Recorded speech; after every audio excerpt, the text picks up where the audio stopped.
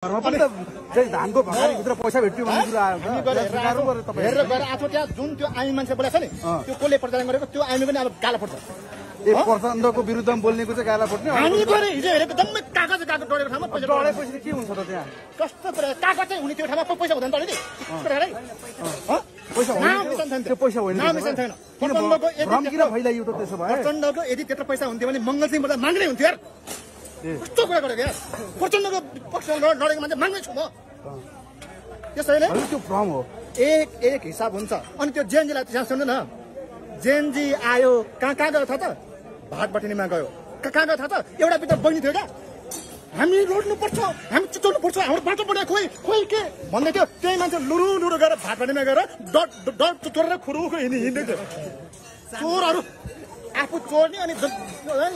नेता चोर्ने यो चोर्ने त्यो चोर्ने तिम्रो चोर ठिक छ यो सबै एकनाश हुँदैन होइन ठिक छ तर जेएनजी पुस्ताले जुन एउटा आँट गरे नि जुन साहस गरे नि त्यसलाई त मान्नु पर्छ हेर्नुहोस् त अब 70-72 जना शहीद हुनु भएको छ ज्यान बलिदान दिनु परेको छ यो सबै नेताहरूको कारणले हो नि त यसलाई त स्वीकार हुन्छ नि तपाईँहरूले मान्नुहुन्छ यसमा तपाईँको नेताको पनि हात छ भने त मान्नुहुन्छ नि तपाईँले होइन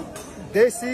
विदेशी र सिआइए अन्य के सबैको केही न केही छ। अस्ति प्रहरीले गोली हानेको होइन नि तपाईँ एउटै बच्चालाई 8वटा 9वटा गोली लाग्छ एउटा प्रहरीले बोक्ने एउटा 303 राइफलमा एकचोटि हान्दा एउटा जान्छ गोली एउटा एसेरामा त्यस्तै हो एकदम तपाईँको अटोमा राखेर हाने पनि त्यस्तो जाँदैन 8-9वटा गोली लाग्छ। अब बुझ्नुहोस् न त्यो कसले हानेको होइन त्यो अब विदेशी कुरामा भन्न चाहेन के पायो त्यहाँ भाइ घुसपेट भयो भन्नु खोज्नु भयो यहाँ दिनभरि आन्दोलन गर्ने मान्छेहरूले बेचारा के स्पेसल जेएनजीहरूले बेलुका गएर भात खान पनि पाएन बाबाआमाले त जेएनजी भन्दै गइस् भन्दै गाला फुट्ने हालेर पठाएको थिएन भात खान पाइन् तिनीहरूले अनि यहाँ हाम्रो पार्टी कार्यालय हाम्रो प्रचण्ड निवासको घर हाम्रो सम्पूर्ण नेता घरमा जो गयो नि तिमीहरूका भाइ पुरा यहाँ टाटु हानेर यहाँ हानेर हाम्रो घर जलाएर सिंहदरबार जलाएर सारा जलाएर अनि त्यसपछि माथि उमा गएर विश्वयुद्ध जितेर गरेर अनि त्यसपछि भिडियोमा आउँछ म नेपाल हाँसेको हेर्न चाहन्छु म तेरो गाला फुटाउन चाहन्छु देशलाई खरानी बनाएर रुवाएर म नेपाल हाँस्न चाहन्छु तेरीमा ट्यापेट बालिन्छ ठिक छ अब खरानी बनाएर यार अब म नेपाल हाँसेर हेर्न चाहन्छु अब अहिले तपाईँ लात पनि छैन अब अहिले तपाईँले जुन जोसका साथ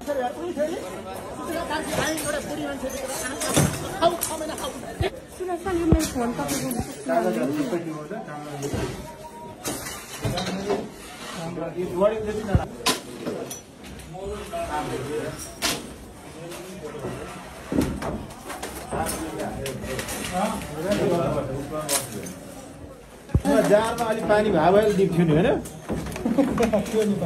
पानी त थियो होला नि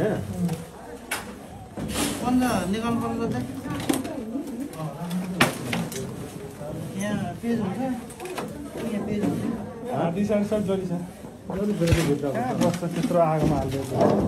जलेन होला कडा हुन्छ त्यो त प्लेनको मात्रै जल्दैन जलेको थियो कि हेर एउटा हामी यो ग्रिल निकालौँ होइन